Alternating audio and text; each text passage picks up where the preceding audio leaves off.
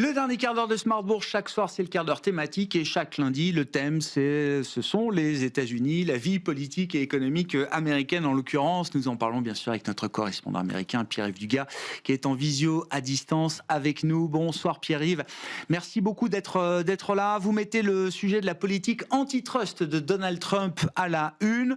Que faut-il savoir de la stratégie antitrust de l'administration Trump et pourquoi cette politique antitrust pourrait être moins populiste que prévu, Pierre-Yves?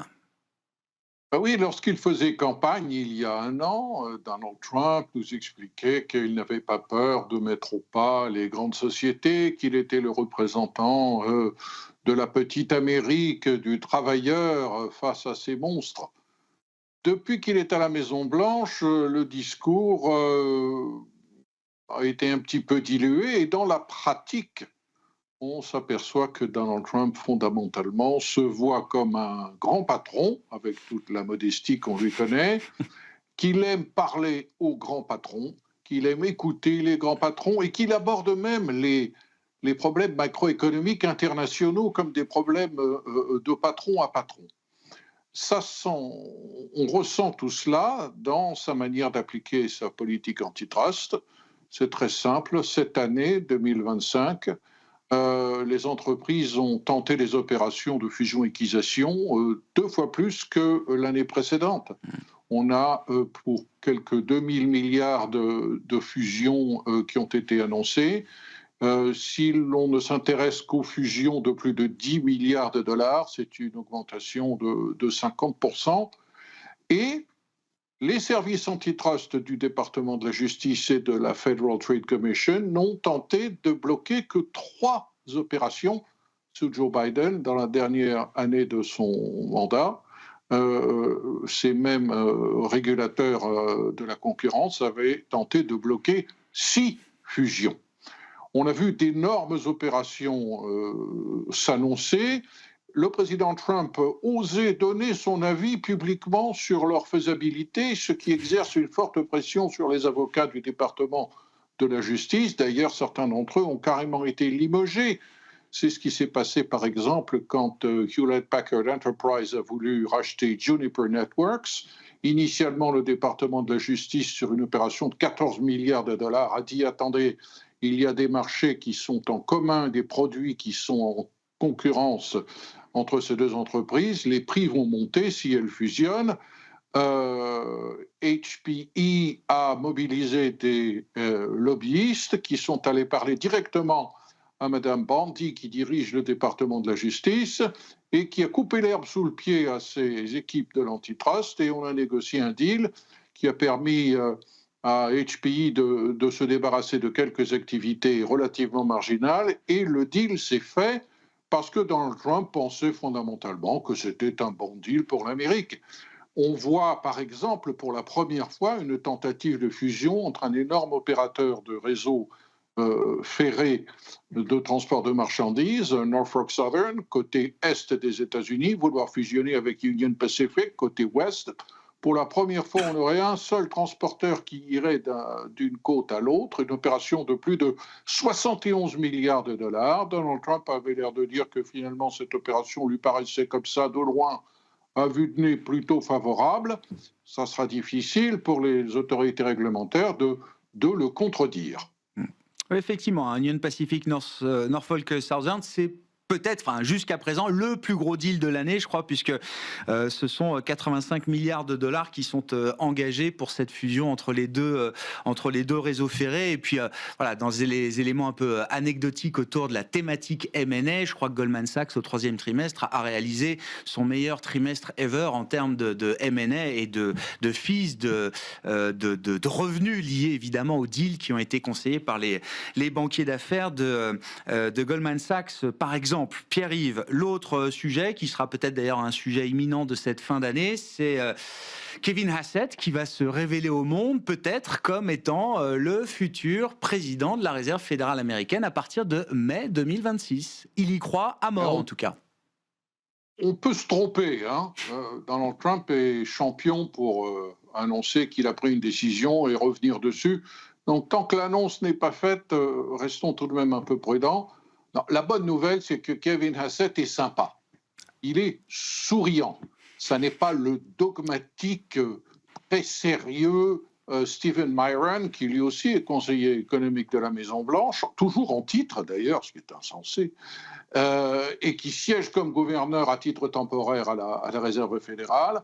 Si Kevin Hassett est nommé non seulement gouverneur de la Fed, mais il est nommé pour le mandat supplémentaire de président du Conseil des gouverneurs, on aura quelqu'un qui voit toujours la bouteille à moitié pleine, qui est souriant et qui, bien sûr, défend la politique de Donald Trump à la Maison-Blanche, mais qui, fondamentalement, quand on regarde son histoire, n'est pas un MAGA, ça n'est pas un protectionniste. C'est quelqu'un qui a été conseiller de George W. Bush, qui a été conseiller de John McCain, c'est quelqu'un qui a 5 ans d'expérience à la Réserve fédérale comme économiste. C'est quelqu'un qui a été aussi conseiller économique de Mitt Romney, qui n'était pas du tout des protectionnistes. Donc, c'est quelqu'un qui, certainement aujourd'hui, et il vient de le rappeler, et il passe beaucoup de temps à la télévision pour le dire, parce que visiblement il veut le job, qui va œuvrer pour faire baisser les taux d'intérêt. Il a dit le peuple américain s'attend à ce que le président Trump nomme à la Fed quelqu'un qui va faire baisser les taux d'intérêt pour rendre les voitures moins chères et les logements moins chers. Donc, dans les médias, oui, il va, s'il est nommé, œuvrer pour mettre en place la politique souhaitée par la Maison-Blanche, mais ça n'est pas le pire de la bande. Ah, bah alors, je veux bien savoir qui est le pire, parce qu'il y a quoi, 4, 5 noms, c'est ça? Toujours la shortlist contient une poignée de noms encore de candidats potentiels pour prendre la place de Powell, Pierre-Yves? Alors, il y a un outsider qui est le numéro 2 ou le numéro 3 de BlackRock, M. Reader, qui a l'air d'être un type assez difficile à cerner, mais qui connaît très très bien les questions du marché obligataire et qui, lui, est tout à fait favorable aux baisses de taux. Et puis, il y en a d'autres. Kevin Warsh, lui, serait certainement une figure rassurante pour les marchés. Christopher Waller, qui, aujourd'hui, est une colombe, mais demain pourrait être un faucon. Quand je dis il y a bien pire que Kevin Hassett, je pense à Stephen Myron, qui vraiment est la voix de son maître et qui, a priori, n'est là que jusqu'au 1er février. Vous savez que le 1er février, le mandat de Stephen Myron expire.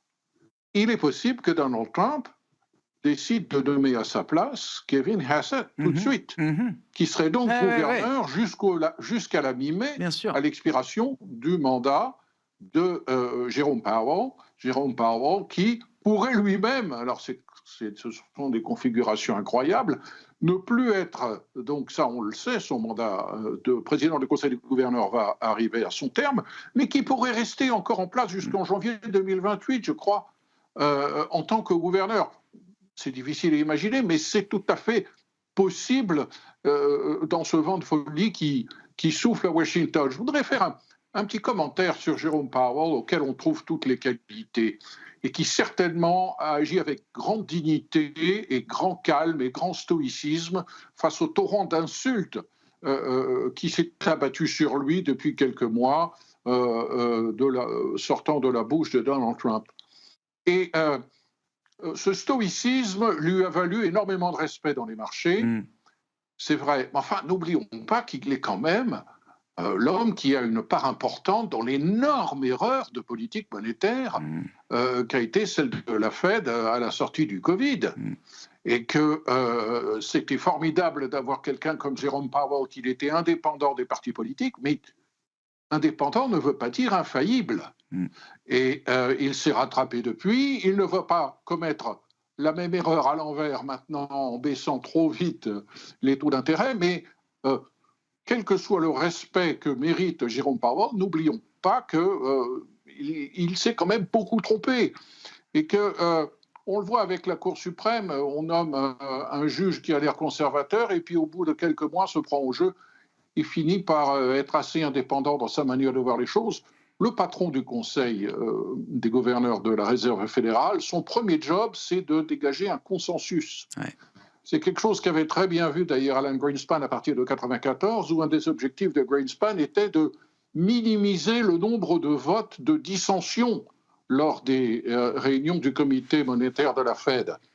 On est dans une période où il y a de la dissension à nouveau parce qu'on ne sait pas où va l'économie américaine. Donc ce sont de bonnes raisons d'avoir des dissensions, mais le premier job du patron de la Fed, c'est d'être crédible avec les marchés, et en minimisant la dissension, la Réserve fédérale est à même d'être plus convaincante pour les marchés et de faire aux marchés une partie du travail qu'elle n'aura pas besoin de faire en manœuvrant sur l'offre et la demande de crédit. Et oui, Donald Trump aura besoin de quelqu'un de crédible à la tête de la Fed, et une parole trop politisée pourrait être contre-productive quand on est effectivement à la tête de la Banque centrale américaine et de son comité de pilotage monétaire. Affaire à suivre, on verra à quel horizon le nom du successeur de Jérôme Powell émerge et si celui-ci pourrait intégrer le board de la Réserve fédérale américaine dès le début de l'année 2026 en remplacement potentiel d'un Stephen Miran aujourd'hui. Merci beaucoup Pierre-Yves. Pierre-Yves Dugas avec nous chaque lundi en visio à distance pour ce quart d'heure américain que vous retrouvez bien sûr chaque lundi soir en replay sur bismart.fr ou encore en podcast sur l'ensemble de vos plateformes préférées.